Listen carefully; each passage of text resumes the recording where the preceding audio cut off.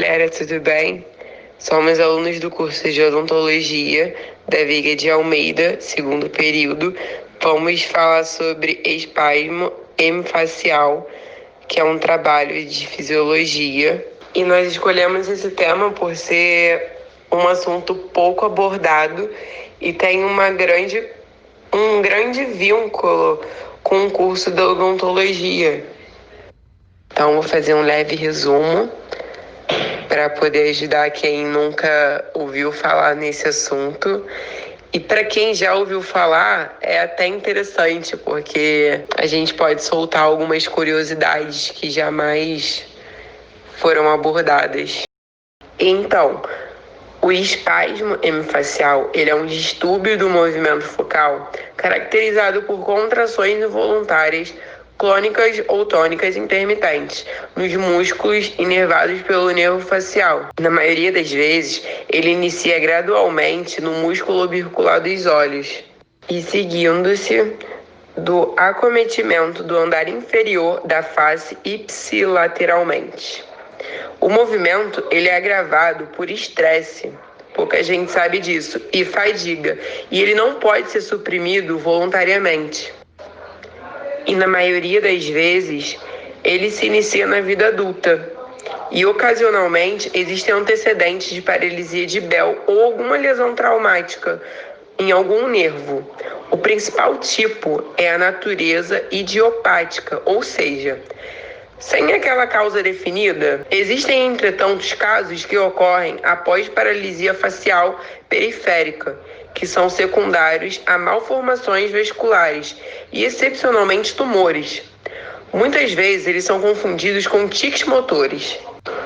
Agora nós vamos falar sobre aquela grande pergunta: o que causa o espasmo hemifacial? A pergunta é aquela de sempre.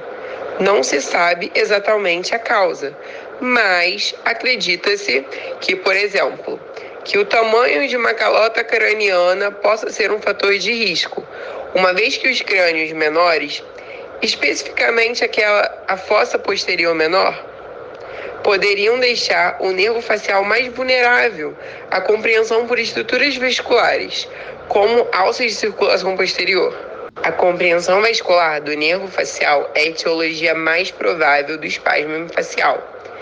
Uma pesquisa com uma série de 45 pacientes com espasmo hemifacial unilateral submetidos à cirurgia, observaram-se que 100% dos casos existia compreensão vascular do nervo facial na zona de emergência da sua raiz. Da mesma forma que na maioria dos casos descritos de espasmo hemifacial bilateral e a etiologia de compressão vascular foi demonstrada através da ressonância magnética ou de abordagem cirúrgica. Outras etiologias para casos de acometimento bilateral, como doença nos ossos e esclerose múltipla, também foram descritas. No presente caso, a angiorressonância evidenciou tortuosidade no trajeto da artéria basilar, porém, sem sinais de compressão da raiz do nervo facial em nenhum dos lados. Embora o mecanismo fisiopatológico mais provável do espasmo hemifacial esteja relacionado à irritação mecânica do nervo facial e consequente transmissão hepática. É possível que a hiperatividade de células do núcleo do nervo facial possa estar envolvida nesse mecanismo. Agora vamos falar sobre os sintomas. Aquela pergunta aqui, e aí, quais são os sintomas?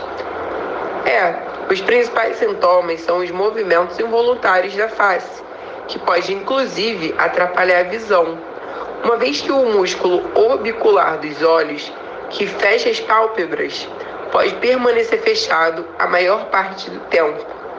É importante também observar que esse é o único movimento involuntário que não desaparece durante o sono. Você sabe qual é o diagnóstico?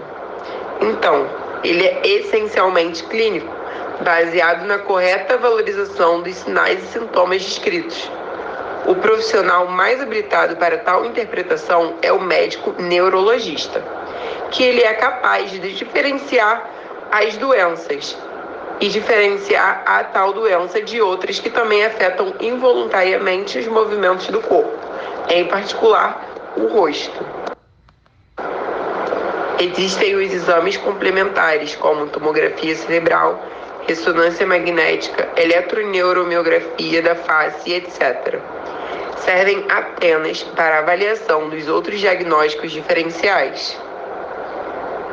E o tratamento? Então, o tratamento sintomático não invasivo mais eficaz do espasmo hemifacial consiste em aplicações de injeções de toxina botulínica tipo A, por cirurgiões dentistas ou neurologistas, feitos em intervalos de 3 a 4 meses, conforme a resposta clínica.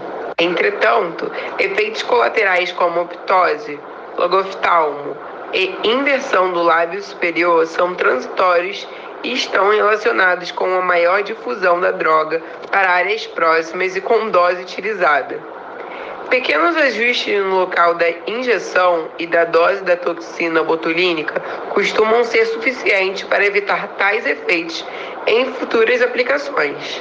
Existe também outra alternativa terapêutica, que é a cirurgia de descompressão miovascular.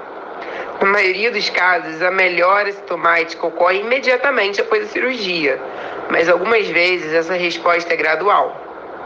Pode haver recorrência dos espasmos nos primeiros 2 anos após a cirurgia, mas passado esse período, a chance de recorrência é menor que 1%. E para os raros casos de espasmo hemifacial associado à doença de Paget, o tratamento com alendronato pode ser eficaz.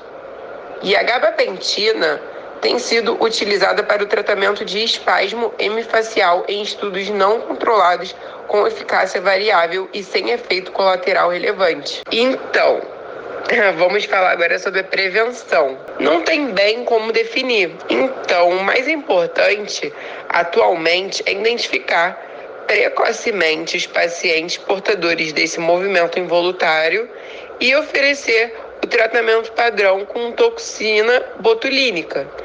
É o melhor a se fazer e os mais recomendados pelos médicos.